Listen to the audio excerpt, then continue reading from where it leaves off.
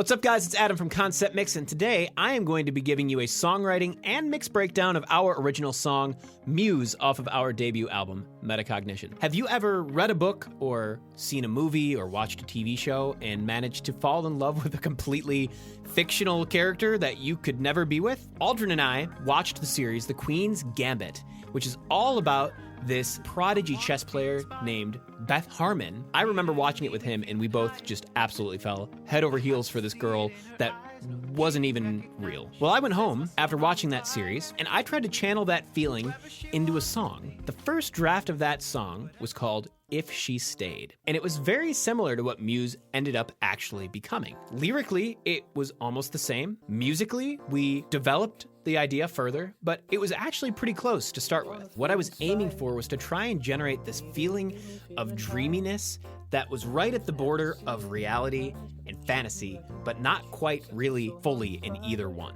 Now, the original lyrics were actually slightly different in that first draft than what we ended up doing in the final version. The first half of the chorus is the same. Every time I blink, she disappears, and every time I say her name, I realize she's not here. But originally, the lyrics that followed were, I find myself distracted by what maybe could have happened if she hadn't gone away, if only she had stayed. Now, I think that hit pretty close to what I wanted, but it wasn't quite right.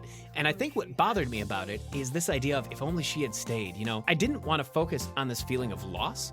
I wanted to focus on that desire to find this person. We rewrote those last two lines to say, I'll strive to keep her alive because I don't want to lose my muse.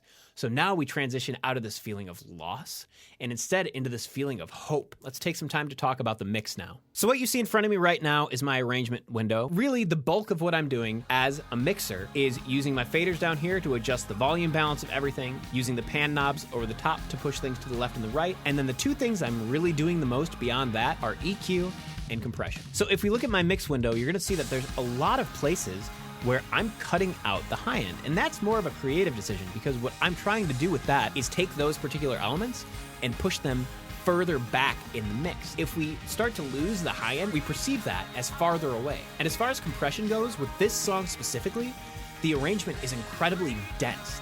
Now that actually serves this song very, very well because it helps create that sense of dreaminess and chaos, but that also makes it really challenging for me to mix because there's so much going on. So I'm using compression mostly to take each element of the mix, kind of squash it into its own pocket and help it stay in its own lane, and instead helps it to kind of feel like this nice cohesive blend. So there's a couple fun things in the mix that I want to point out, specifically a handful of creative decisions that I made that I think turned out really nicely that weren't in the original stems for the project.